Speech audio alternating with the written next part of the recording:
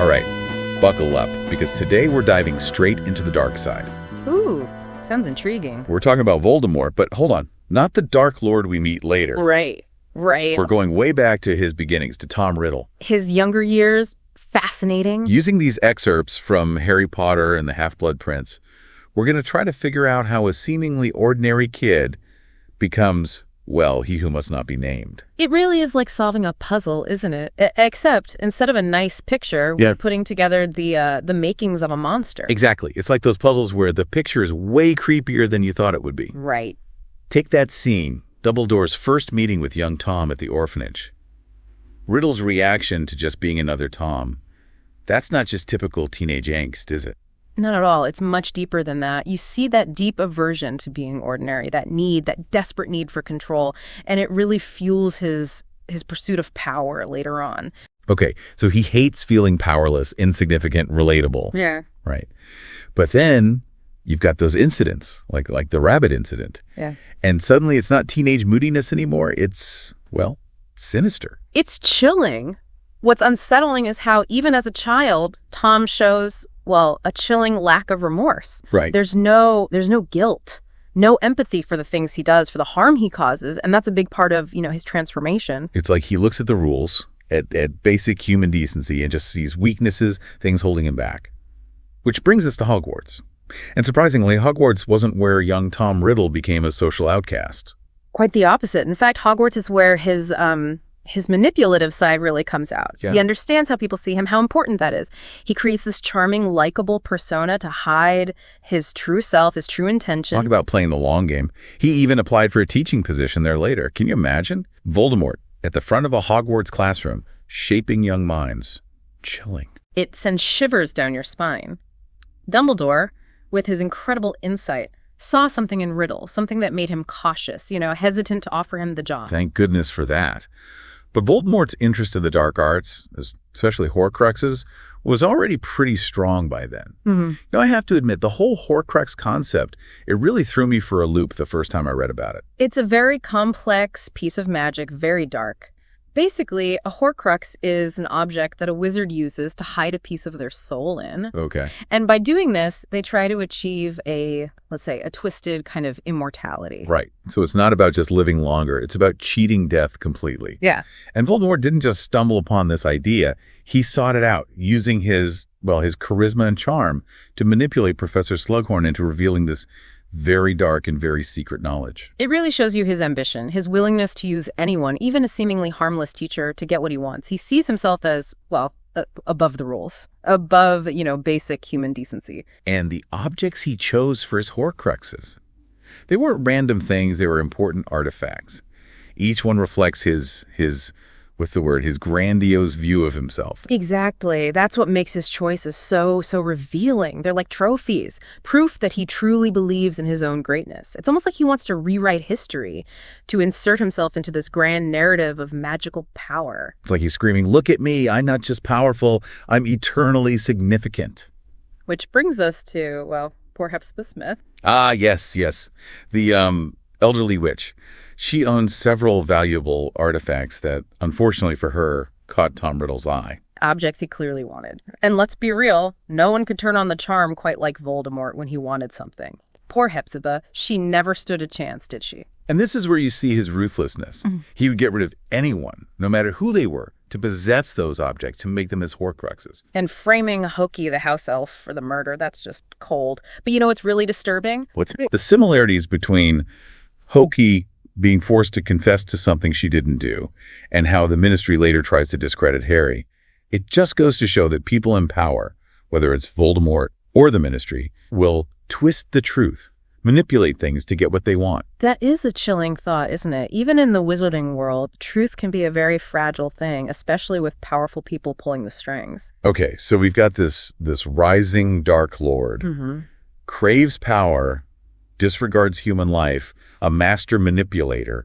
Where do we go from here? It's like watching someone solve a really dark, twisted scavenger hunt, isn't it? Seriously. The level of planning, the manipulation, and he's just a teenager at this point. Right. It really makes you think, What if he had gotten that teaching job at Hogwarts? Oh, wow. Can you imagine the stories he would tell in defense against the dark arts? Let's be real. It would be more like Triumphs of the Dark Arts with Professor Riddle in charge. Oh, totally. And, his whole fascination with immortality, Yes. that went way beyond a normal curiosity. Oh, absolutely. He didn't just want to live longer. He wanted to conquer death itself. Exactly. It was an obsession. And that's where the whole Horcrux thing comes back in. I mean, splitting your soul into 7 pieces, that's next level dark magic. It's like soul surgery for the sake of immortality. It speaks to a deep-seated fear, don't you think? Oh, absolutely. He's out there terrorizing people, spreading fear, and yet he's terrified of the very thing he's inflicting on others. He is. But how did he even know where to start with all this? Splitting your soul, that's not exactly common knowledge, even in the wizarding world. Remember Slughorn's memory?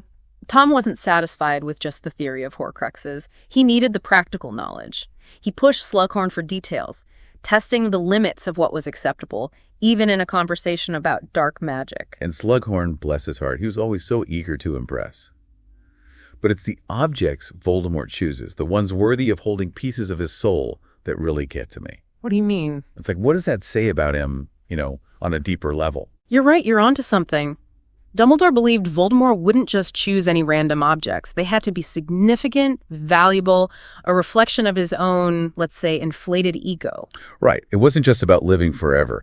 It was about crafting his image, his legacy. Precisely. He wanted to be remembered as powerful, important, terrifying for all time. So what kind of objects scream Voldemort to you? If you had to guess, what would he consider worthy of housing a piece of his soul?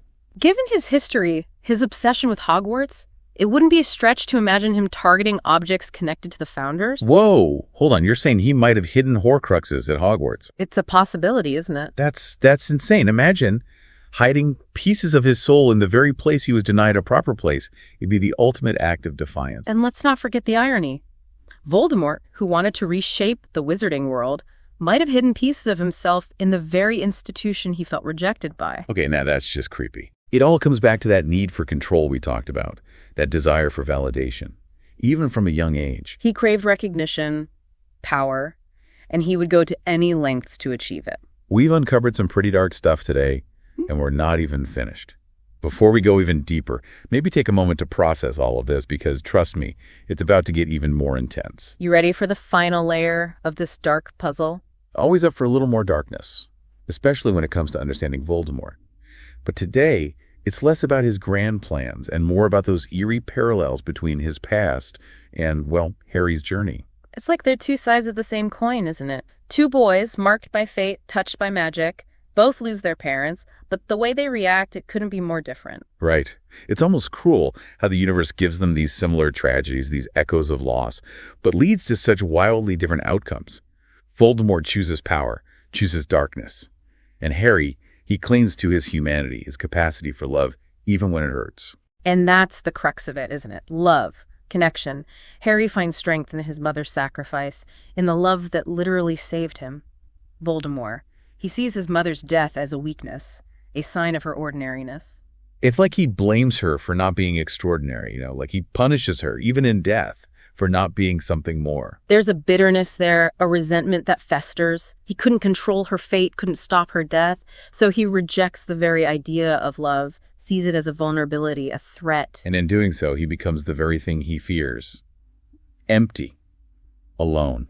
Wow. Defined by power, not purpose. Exactly. And that emptiness, it breeds cruelty. He doesn't see people, he sees pawns, obstacles in his way. But let's get back to those parallels we were discussing. The whole Sectum Sempra incident, for example. Oh, you mean when Harry almost becomes the very thing he's fighting against? It's a turning point, isn't it? It's terrifying, really. Yeah. That spell, the way it's described in that old potions book, pure darkness, it's like something straight out of Voldemort's playbook. Which is ironic, considering it was most likely created by Snape, Harry's supposed protector, at least within the walls of Hogwarts. Right. Talk about a twisted web. But Harry resists. He pulls back. He doesn't let that darkness consume him. He stumbles, makes mistakes, but he keeps choosing love over hate, connection over isolation. It's what makes him human, relatable even. Exactly. He messes up, doubts himself, but he never gives up. He shows us that it's not our worst moments that define us, but the choices we make afterward. that even in the face of darkness, we can choose something better. He does. And, exploring Voldemort's story, this descent into darkness, it's not just about understanding a villain. It's about recognizing those warning signs within ourselves. Right. It's about understanding the temptations we all face, the choices we make that lead us towards the light or drag us down into darkness. And on that note, I think we've done our due diligence in dissecting the mind of one of literature's most compelling villains. We've gone deep into the dark side today, explored some uncomfortable truths, but hopefully we've learned a thing or two about ourselves along the way. We have. Remember, folks, the world isn't black and white. It's full of shades of gray. It's up to each of us to choose our path. And on that cheerful note, until next time, keep those wands at the ready, and we'll see you on the flip side for another deep dive.